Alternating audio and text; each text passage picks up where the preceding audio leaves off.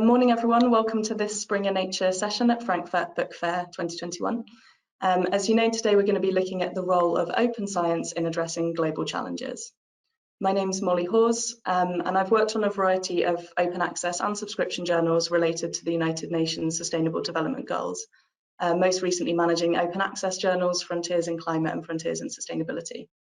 I've actually just started at Springer Nature as the Senior Climate Action and Engagement Manager, so I look forward to ensuring that the research that we're publishing as a company actually informs our corporate sustainability vision. So that's a bit about me. And in terms of what we're going to cover today, the world has faced and continues to face a multitude of crises, which, as we know, have been really enhanced by the current pandemic. As COVID took hold around the globe, it showed just how interconnected our world is, and the vital role that open science plays in being able to tackle global concerns in an immediate, collaborative and interconnected way. From the vaccine development programme to the response to the ongoing climate crisis, we now have a wider community that's become really acutely aware of the role that open science can have on social, environmental and health issues that we're all trying to tackle today. So it's no longer just an academic conversation, but one with a much higher sort of social consciousness attached to it. And Springer Nature is looking to take an active role in this space. So we're collaborating with partners, addressing our own policies, that's something that I work on closely, and our processes to advance the use of open science and its role in wider societal outreach. And today we're going to take a closer look at how we can harness open science through two themes: open science and policy, and the practical example of how open science is impacting the Sustainable Development Goal Programme. So to help us do that, I'd like to introduce today's speakers. We've got Nick Campbell, who's Vice President for Academic Affairs at Springer Nature.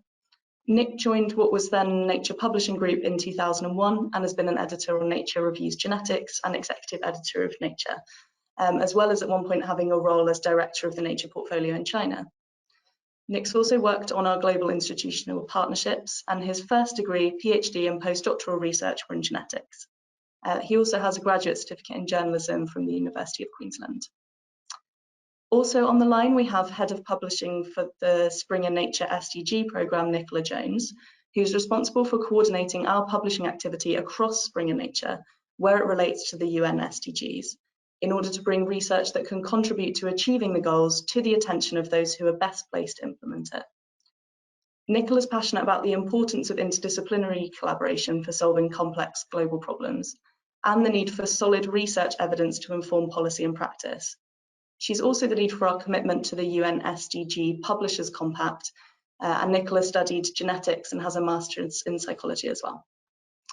So I'll now hand over to Nick for his remarks, followed by Nicola, and after that I'll take questions from the audience for both our speakers. So please do send these questions over while Nick and Nicola are speaking, and then we'll respond to your points after the initial remarks. So Nick, I'll hand over to you. Thank you very much, Molly, for that great introduction. And thank everybody for the opportunity to speak to you today about the work we're doing in this area. So I believe that science and scholarly communication, the vital circulatory system of science, is at a very positive time in its history. Funders, institutions and publishers are aligning on a more open way of working, which would ultimately have huge benefits, not just for research, but for society as a whole. Open science, there is no doubt, is the way forward for research. When knowledge and innovation rests in the hands of only a few, we struggle to reach our full collective potential. Access to data and published research democratizes information and allows more voices to join the scientific conversation.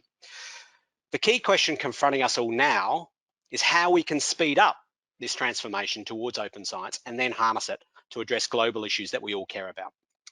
For us, as a publisher, the initial focus has been on finding a way to achieve sustainability for the new open paradigm. That means moving beyond the journal-centric models that are inherent to the legacy subscription approach to focus on individual research contributions, primarily articles. So as an organisation, we're already a long way down the path, having established the world's most comprehensive OA portfolio.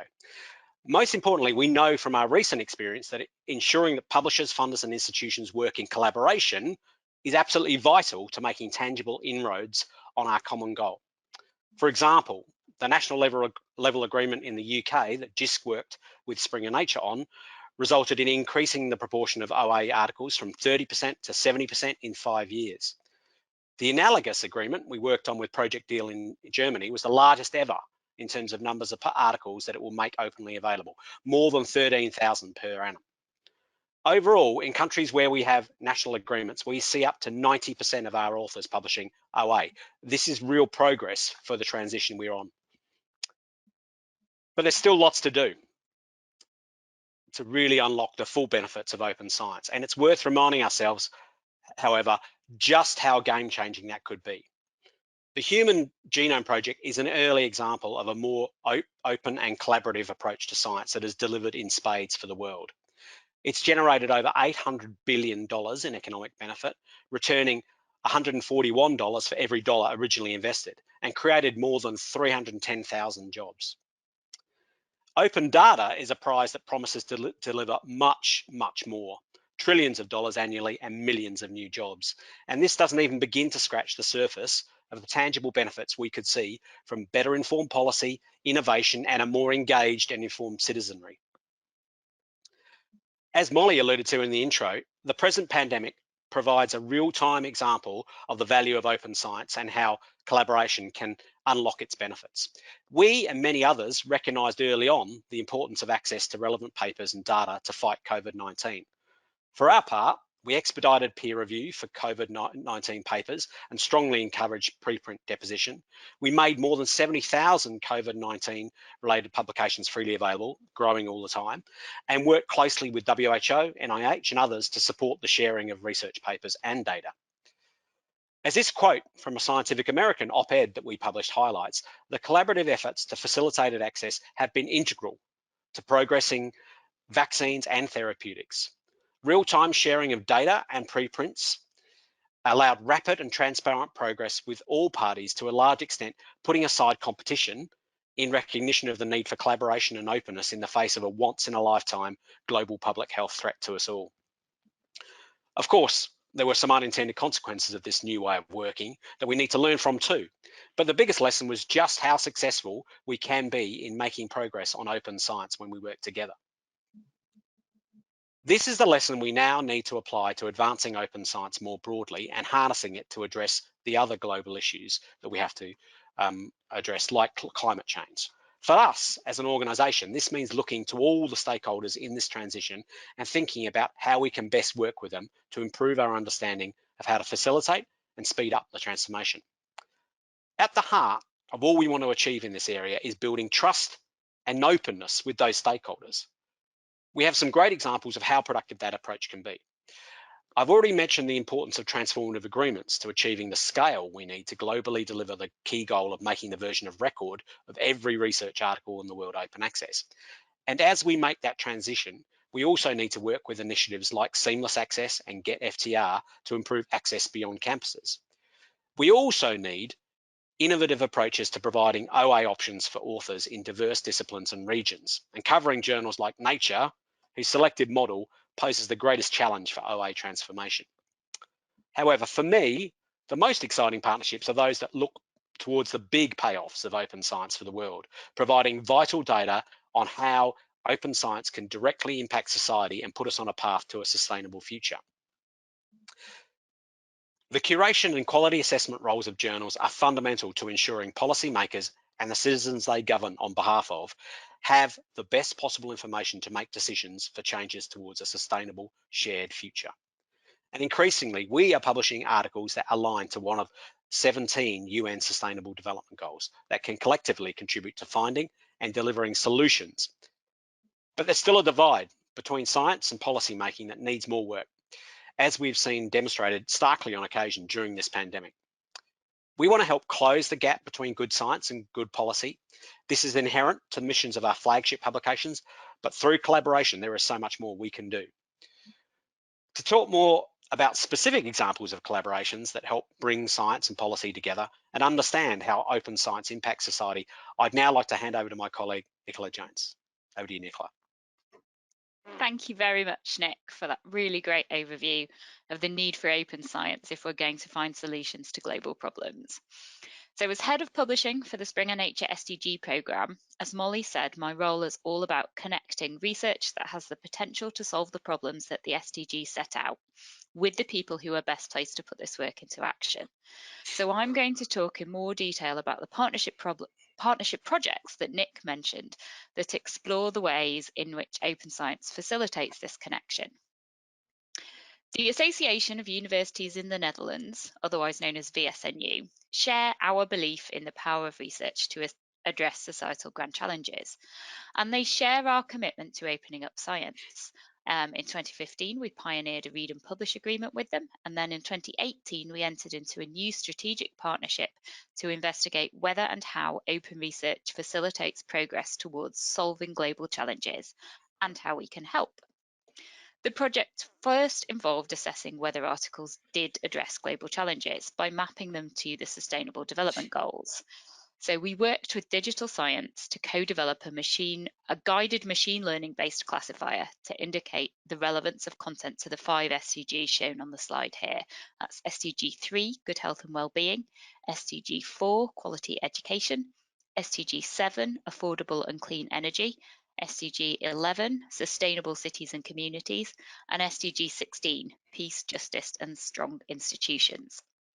The classifier that was developed as part of this project was extended into a filter that returns content related to all 17 SDGs, and that's now available in Digital Sciences Dimensions database for anybody to use. So after we'd identified societally relevant content, we did a bibliometric analysis of the SDG-related content that was published open access versus that which was published under subscription access. And we conducted a user survey of readers accessing this content on our platforms. We also carried out a second survey of over 9,000 researchers around the world to find out more about their feelings on the impact of their work outside of academia and the ways in which they achieve this. And what we found supports the idea that open access publication increases the reach of research addressing global challenges to audiences beyond academia, i.e., those that can implement policy or develop new technology or adapt practice based on research evidence. We've released a white paper that details the findings, but to just summarise some of the main points, open access articles relating to the SDGs are downloaded and shared more than subscription access articles relating to the SDGs. Altmetric scores for SDG-related open access articles are higher than subscription access articles, but we don't see a clear citation advantage for open access versus subscription articles that relate to the goals. We also saw in the survey data that users who were not themselves conducting and publishing research were much less likely to be able to access the full text of subscription access articles on our platforms. Taking this all together, the picture that we build up suggests that the increased downloads of societally relevant articles that are published open access results from them reaching more people outside of our core audiences. So users who reported that they worked in medical or healthcare organisations, corporations, government organisations, consultancies, NGOs, charities, etc. The people who are working on the ground to solve societal problems. We also wanted to find out more about how the researchers who are publishing their work with us feel about the importance of their research having impact outside of academia and the tactics they employ to achieve this. And what we found here was that societal impacts beyond academia was something that was rated as important for 2/3 of researchers globally, and that the researchers we surveyed believe that publishing open access and promoting papers via social media are the most effective ways to increase the societal impact of their work. The exact way in which societal impacts achieved differs depending on the subject of the research. So, for example, it could be inclusion in clinical guidelines or policy documents or patents or other methods. And again, the full results from the over 9,000 researchers that responded to the Societal Impact Survey have been distilled and published on the project homepage, along with a series of case studies from individual researchers about how they achieve impact for their work, and a set of infographics that show the average profile of researchers who work on different SDGs. So it shows things like what discipline their work is based in, which other goals they might also address, and how they achieve impact. And again, because of these differences in the way different research achieves impact, there are some slight differences between the 17 different SDGs. And the work that we did with VSNU aligns with another partnership that was mentioned in Nick's slides with the UN Sustainable Development Solutions Network, or SDSN. So last year we co-hosted a virtual conference called Science for a Sustainable Future, and we invited experts to discuss how we can best bridge the gap between research and policy, with examples of where research has been successfully translated into policy and practice to address the Sustainable Development Goals. For example, through the Food Systems Dashboard, which is a collaboration between universities and NGOs. We've developed this into an annual conference series. We just held the second one on the 5th of October this year. And we've also published yet another white paper, which sets out recommendations for better connecting research and policy. 3 of those recommendations are displayed on the slide here, which are to further develop existing knowledge infrastructures, institutions and governance that encourage and enable continual iterative engagement between policymakers, researchers and the community in diagnosing problems and in decision-making processes. To increase the translation of results of scientific assessments across all scales into practical guidance for policymakers and implementers, and to raise scientific literacy and awareness of the SDGs among citizens and policymakers through greater collaboration, advocacy and outreach. And we've also, as of last week, well, coming to fruition last week, been engaged in another collaboration with SDSN to convene 2 interdisciplinary roundtables that bring together experts from multiple fields to discuss what we can learn from the global response to the COVID pandemic and how these lessons can be applied to addressing the climate crisis. One of the discussions looked at this through the lens of behaviour change and misinformation, and the other focused on societal inequalities. And the results of these closed-door discussions will be discussed in public during a live event entitled Learning from Crises, from COVID to Climate, which will take place on the 1st of November as part of the Zero Emission Solutions Conference, which takes place alongside the COP26 Climate Congress. And what you can see from everything that I have just discussed is that open science doesn't in and of itself achieve the goal of societal impact for research, but making the underlying data, methodologies and published results available to anybody makes it easier for more people to see for themselves what the evidence says, enables them to trust or to provide an informed critique of information from other sources and therefore make informed decisions. And it's through this informed application of the evidence that we will be best able to address global societal challenges like those set out in the SDGs. Thank you all very much for listening, and now Nick and I are really looking forward to your questions. Thank you both so much for those remarks. So I'm really excited to say that we've already had 3 questions in the chat, which is fantastic. So thank you very much to our attendees for posting those. So the first one's an interesting one, and it was posted a bit earlier on in the discussion. The question was, how do you intend to close the gap between science and policy? Now, Nicola, I know that you've already made some sort of remarks on this related to our events, white papers, and obviously our sort of open access policy, but I will open the floor to both of you if you'd like to make any further remarks on closing that science policy gap. Shall I start? Because this is something that I Sounds think good. about a lot. As I've said, my job is really about how we can make sure that the evidence that we publish gets into the hands of people that can use it. And it's something that we are attempting to close in lots of different ways. So we're exploring lots of avenues here. We've looked at events that directly aim at the policymaker audience, where we bring experts to policymakers to discuss issues that they might be legislating on. So one of Nick's slides showed the Science on the Hill series, which is where we've done this for US congressional staffers in partnership with Jerry McNerney, who is one of the few scientists who is in Congress as a representative.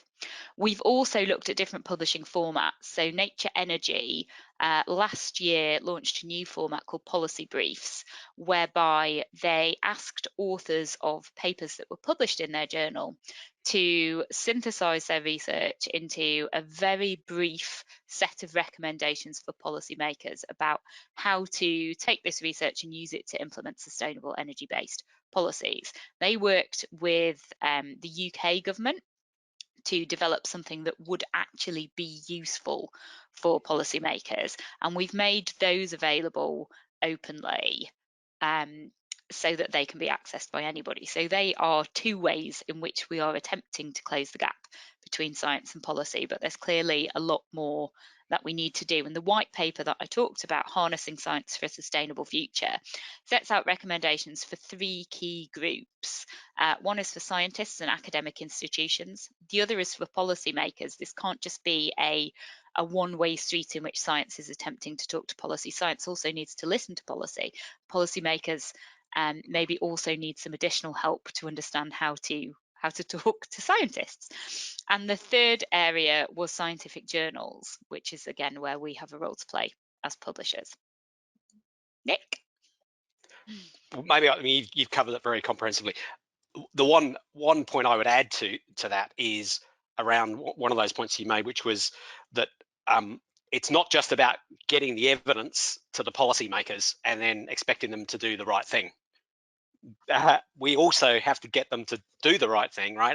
And that means the broader communication around evidence and science needs to be elevated, right? And there are some significant problems in that broader discussion that we've seen during COVID, that where, you know, it was very clear, we had some very clear evidence that was completely ignored by some policymakers, and so the broader discussion of science and needs to be addressed. And I think we've got something to give in that area as well. You know, with Scientific American, for example, as one of our flagship publications, you know, reaching out to the broader population.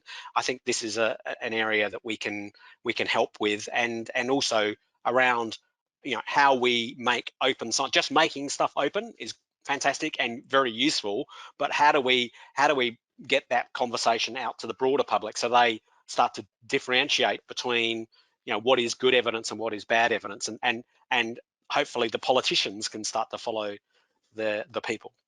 Mm-hmm. I think that's a really good point, actually. Openness and accessibility are not necessarily the same thing, and you need both.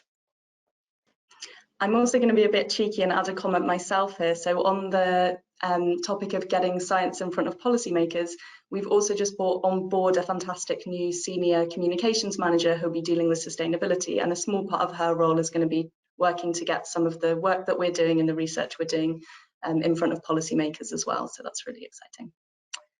Okay, we have another question which is on open access books. This is an interesting one which I don't know the answer to, so very happy to discuss this. And the question is, have we seen an increase in open access books within the pandemic? So I guess the question here relates to the increasing importance of open access books, given the sort of ongoing need for quick information. Well, I don't know if I know I'm not sure that question can be properly answered, because we know open access books are increasing, right? So we're seeing this anyway, right? So we're one of the leading open access book publishers, and so whether we've seen a significant increase on the increase, if you like, an acceleration attributable to COVID, I don't know that, certainly, and I'd be surprised if we could definitively answer that, you know, the underpinning question, which is, you know, has COVID been a generator of more open access books? I mean, I guess one confounding factor here is that we and many other publishers have made a lot of COVID content freely available anyway, right? So, and at least for the beginning part of the COVID-19, that included a lot of book chapters on our behalf. So, you know, there's some complicating factors here, but I wouldn't be surprised if COVID has led to more people thinking about making their books open access and taking that as an option. Fantastic, thank you. Okay, next question is, where do you see strategic partnerships going? And a second half to the question, which is what will be the next step? So I'll hand over to, I guess, maybe Nicola to start on that one. Yeah, so I can talk about that within the context of the Springer Nature SDG programme, and then I think Nick can probably give us a broader view of this idea across the company as a whole. But for the SDG programme, we see strategic partnerships as a really key pillar of what we're doing. We think actually it's not sufficient for us to say as Springer Nature, we are this organisation who has content that you should pay attention to, and here's why it's really important, and here are the take-home messages. Actually, we need to work with other organisations externally who share those goals. And I think there is going to be an increased focus on strategic partnerships to solve the sustainable development goal, or to address the sustainable development goals over the next kind of final 9 years of the goals. So I think we'll be looking for more and more of those, building on the work that we've done with VSNU and SDSN and other organisations that we've partnered with, whether those are partnerships that lead to a particular set of publications, partnerships that build on events, partnerships where we work together to address these kind of problems. I think there's lots of different flavours of things that we could do. In specific, the VSNU partnership, I think we will continue to share. It's not me personally who manages that relationship, so I don't necessarily want to promise what's happening there, but I think we will continue to share this focus on open science and what that can do for society, and continue to work with them to unpick that question a little bit more. And for me, the next step in that is to think about, we've done this research that shows that it's important and it's something that researchers value, and we've put together a toolkit of information to help people achieve societal impact for their work. Can we do more to get that toolkit implemented? And then with SDSN, we will maintain the partnership around Science for a Sustainable Future. The roundtables that we convened last week to bring together people from different disciplines and sectors to talk about the climate crisis, the Learning from Crises events. The feedback that I've had from those has been enormously positive, that the participants and people from Springer Nature and SDSN who participated just found them incredibly beneficial. So I could see that being a model that we continue to use to really get into the detail of those questions, work with an external organisation and kind of harness the convening power that we all bring together in the contacts that we have to encourage those conversations to happen. And maybe Nick has a broader view on the role of strategic partnerships across the business. Yeah, I mean, thanks. That's an ideal introduction, because that's exactly what I was going to speak to. I think that if we think about the journey we're on as a science and scholarly community, the take-home message from everything you've seen today is that we cannot do it alone. It has to be based around collaboration. And we've still got a long way to go in terms of this open science journey and the broader impact. And which are the key stakeholders that can really influence us and help us make this journey? Well, it's the people who fund research, right? It's the people who employ researchers to do that research. And I have to say, it is this sector as well. It's publishers that are responsible for, in a large to a large extent, the communication of that research and working with those other partners. And we are weaker on our own. Any one of those three legs of a stool are weak on their own. But if we work together and collaborate together on this journey, we can make it go so much faster, right? And so that's kind of one of my key take homes in my day job as interacting with those other key stakeholders is how do we do this? Let's get in. Nicola really eloquently highlighted some getting into the detail about how we can actually make an impact on SDGs. And it's the same for the broader transition to open science. We need to get into the detail. We need to collaborate those different stakeholders, not just act in our own silos, because any action in those silos is going to be weaker than acting together. Thank you both. And I think, yeah, for me personally, very, very excited to see where this journey takes us with these sort of partnerships as we move forward as a company. We have a couple more questions. So if you're thinking about a question, you haven't put it in the chat yet, now's a great time to drop it in. And a slightly longer question that we have is about misinformation. So the question is, what role do you think misinformation plays in relation to addressing the SDGs? And what, in your opinion, are simple steps to raise scientific literacy and awareness? I think this is a brilliant question. Which of you would like to get us started on that?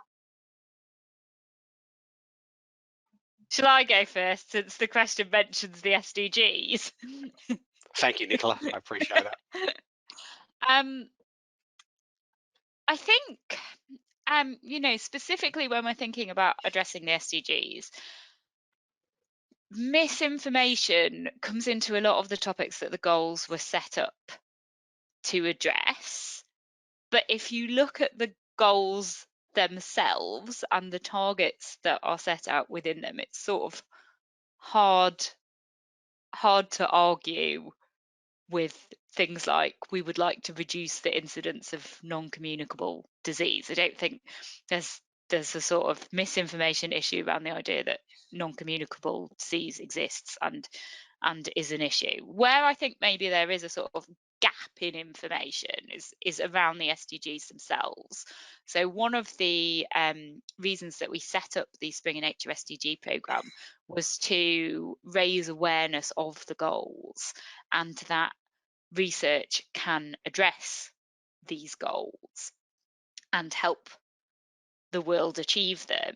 And I think in conversations I have with academics and with non-academic, non-publishing colleagues, the SDGs are not as widely known as perhaps they should be.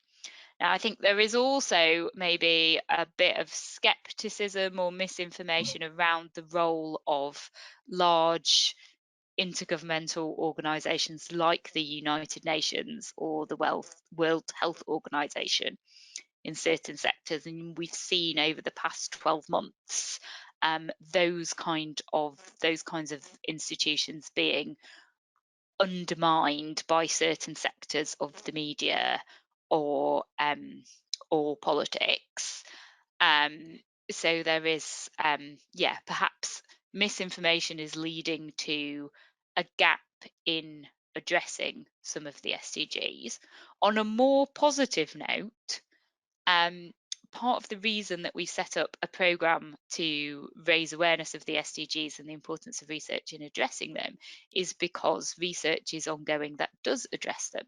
Whether or not the researchers themselves who are conducting that research are doing it specifically to address the SDGs or have been funded specifically to address the SDGs, there is research going on into things like sustainable waste management or renewable energy technologies or decent work for everybody. And that research is happening, and it sort of doesn't matter whether or not the research is specifically addressing the goals, because it's addressing it is addressing the goals, whether or not it's being kind of positioned in that way.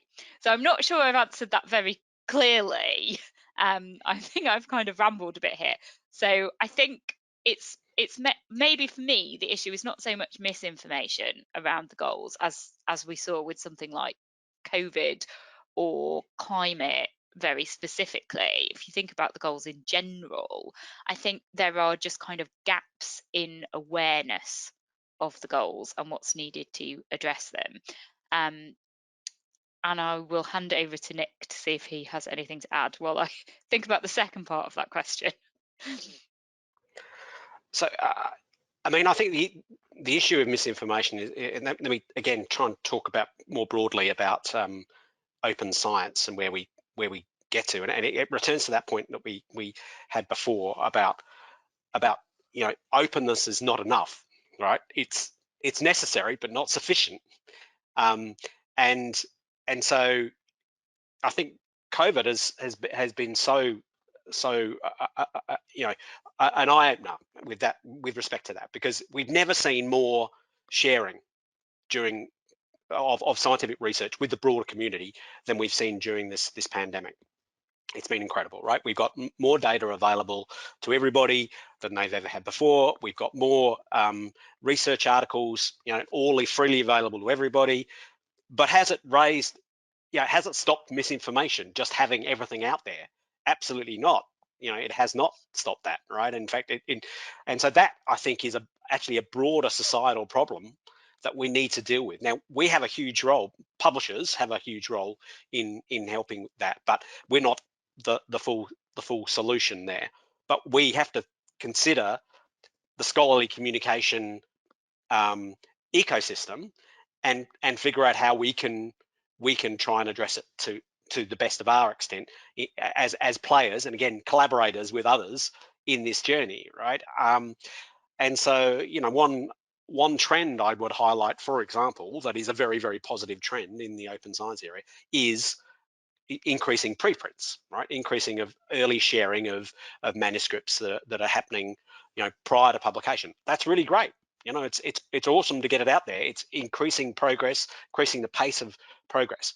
However, having something that is not peer reviewed out there, that anybody can then use for their own purposes, right? And misinform the general public and point to and say, you know, this paper says that, right, about ivermectin or about, you know, this particular thing. And look, it's a scholarly contribution. This is right. This is what the people are trying to stop you from understanding, right? And you know, we know the participants in the scholarly communication ecosystem understand that science is an iterative process, builds on the findings of others, it involves peer review, and even published papers that have been peer reviewed aren't necessarily the end story on everything, right? We know that an IPCC report, for example, takes a huge amount of evidence into account.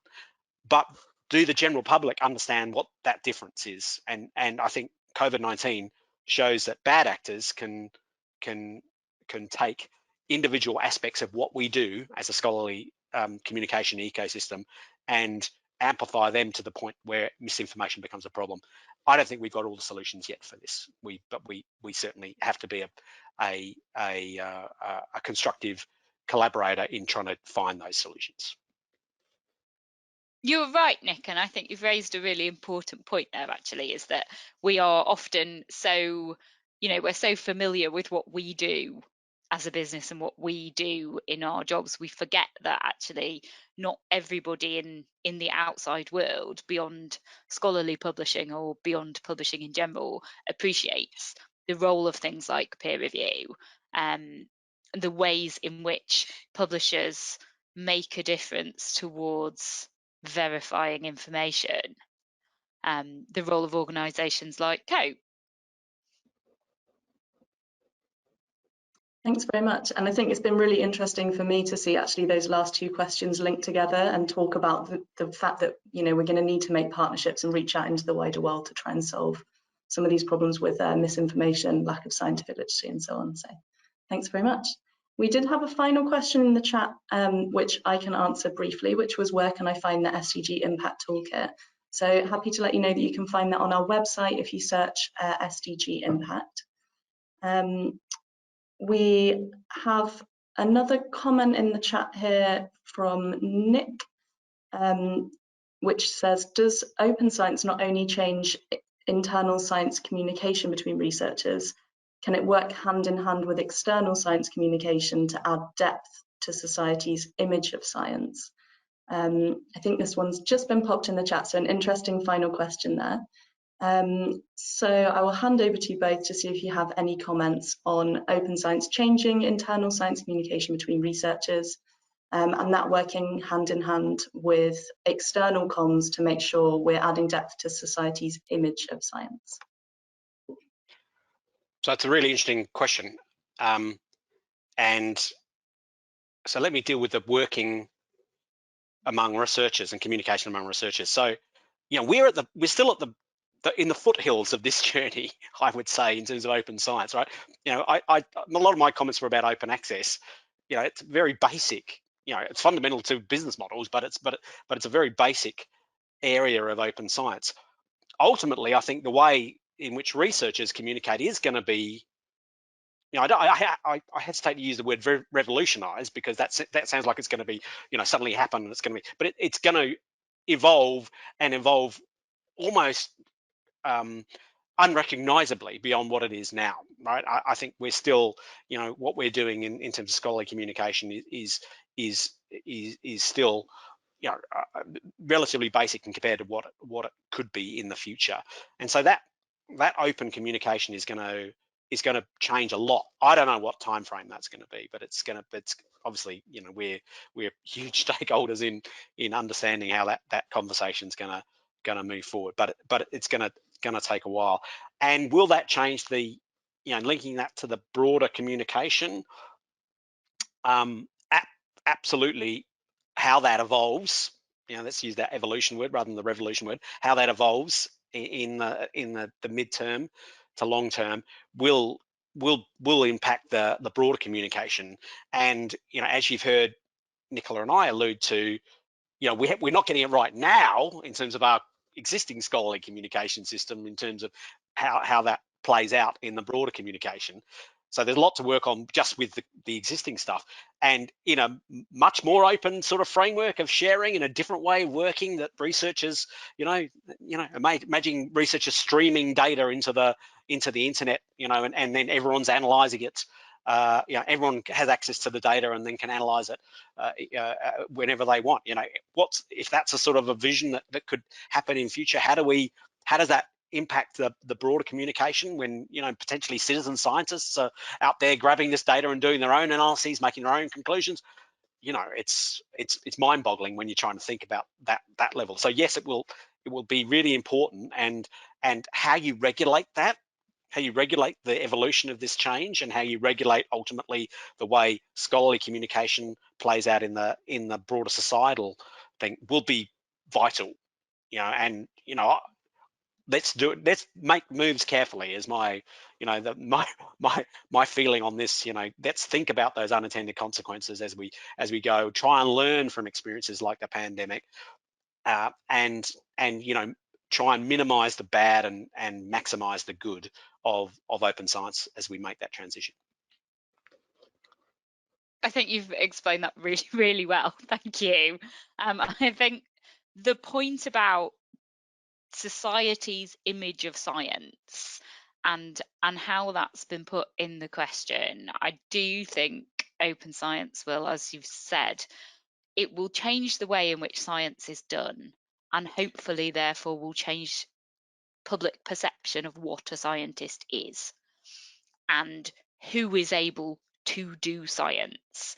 And if we can take it and kind of democratize that notion a bit and take it away from this idea that scientists are this elite group of experts who are kind of handing down pronouncements from on high atop their ivory towers, and change the idea into, you know, science is something that people are doing, and people are humans, and they are all of us.